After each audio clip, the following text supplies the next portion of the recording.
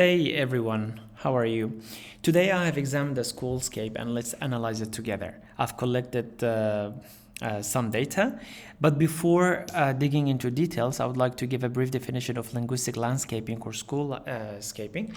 Um, Schoolscaping is a study of how language is communicated in public places. For example, signs, billboards, and other written material statue language. In other words, it looks at how language affects power relationships and social inclusions, as you see some example posters that are written in English and Arabic. Shifting to the first prompt, the discourses in place at Da Vinci School International, the first discourse will be multiculturalism and diversity. The school has students from a wide range of cultural backgrounds. The school also promotes multiculturalism and diversity by celebrating and valuing different cultures, traditions, and languages. I collected this data. Da Vinci is welcoming to the International Mother Language Day. It held an event where they divided students into groups. We had groups of Norwegian students, Dutch, Iranian, Kurds, Arab American, and they represented their culture and language. We had parents invited and other guests. That's how we celebrate multiculturalism and diversity at our school. Second discourse would be bilingualism or multilingualism. The school emphasizes or offers language programs that allow students to learn and use multiple languages. As you see, there's a poster demonstrating a concept which is formed. It's translated into Arabic here, as I am moving the mouse sign, and Kurdish. So it's a bilingual school. It offers 3 languages. Next discourse would be global citizenship. The school does emphasize the importance of being a responsible global citizen, and it involves teaching students about global issues, promoting environment awareness, and encouraging community service and social responsibility.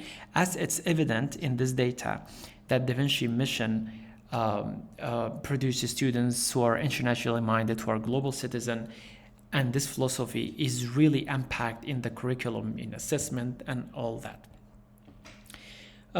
Shifting to the second prompt or the other prompt, the ideal student represented from the science. Well, science in Da Vinci Schoolscape communicate values and expectations. And for students, we talk about behavior, academic performance, and characters. In terms of character traits, the science at Da Vinci School promote values such as perseverance, creativity, teamwork, and leadership. Also, they emphasize the importance of physical health and fitness and encourage students to engage in different activities. We have IB learner profile posters displayed everywhere at school, in the classroom walls, in corridors, even in the washroom. This is the core of Da Vinci School, which is called IB learner profile. I collected another data that demonstrates this example in a deeper way. For example, we foster students to be balanced. There are some prompts here. For example, I keep my body healthy, I keep my mind healthy, and so on. We encourage them to be caring, communicator, to be risk taker, to be principled, inquirer, open-minded, knowledgeable thinker, and etc. So such posters are displayed everywhere, as I said, and they're embedded in our teaching and learning. Usually teachers refer to it for each unit, so we make sure our students are internationally minded and they're global citizens. That's the ideal student represented from the science at our school. The overt and covert meanings that are represented in the science at school. First we talk about overt meanings, which is safety. Safety is really important, and the science communicates safety messages such as no running, watch your step, depending on the school facilities. Those examples, I collected some data about the lab, because there are some chemicals that are dangerous. For example, here students need to wear glasses. Here there's caution, there are dangerous chemical here, and so on. Safety is the priority. And the other overt message is instructional messages. Don't run here, or wash your hands before you leave. Don't forget to flush before you leave the toilet, and so on. Those signs are displayed in the toilets and in other places that are needed. The other overt meaning is celebrations. Signs celebrate events or achievements such as happy holidays or congratulations class of 2022. As you see, those posters are posted on the classroom walls in the beginning of the school.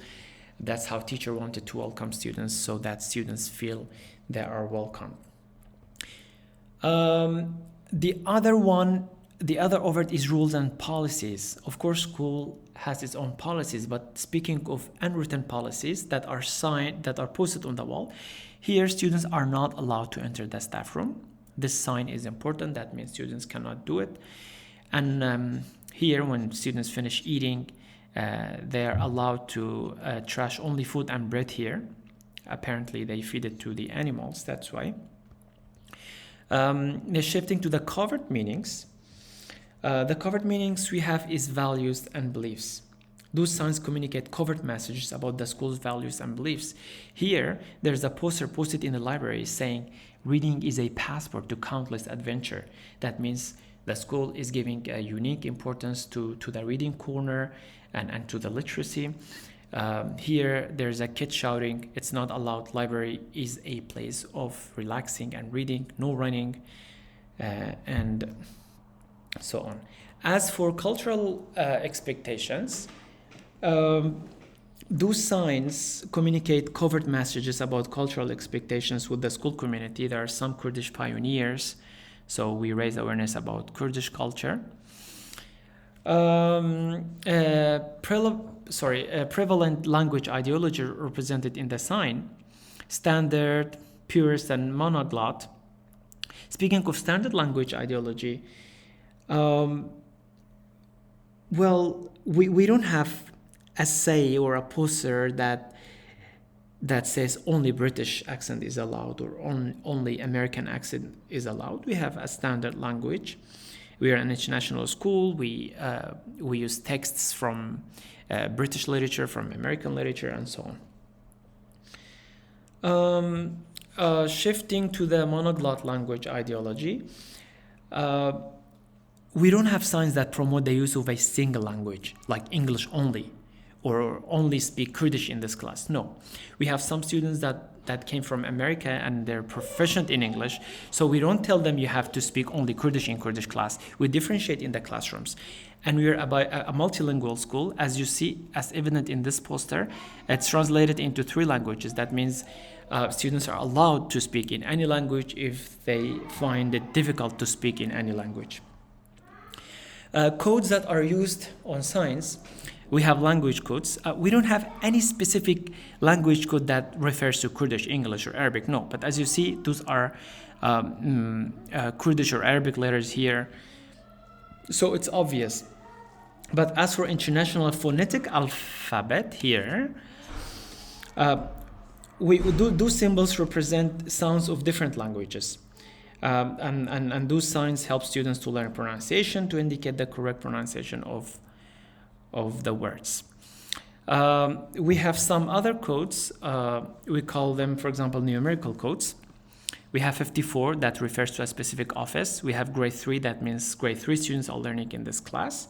And as for pictograms, those symbols represent a concept or an object. For example, this sign indicates a specific location or facility, which is library.